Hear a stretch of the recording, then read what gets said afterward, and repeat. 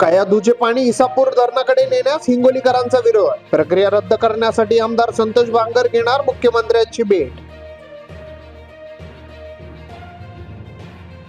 मनोज जरांगेंची पुणे हायकोर्टात हजेरी. आर्थिक फसवणूक प्रकरणात पेशी. तडजोडीसाठी कोर्टात केला अर्ज. 24 सप्टेंबर रोजी सुनावणी.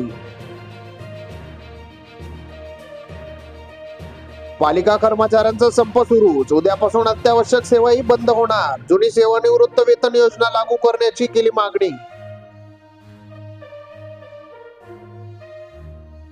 संप करू नका तर चर्चेला या. मुख्यमंत्री एकनाथ शिंदेचे संपकरी एसटी कर्मचाऱ्यांना आव्हान. आज संध्याकाळी बोलावली बैठक.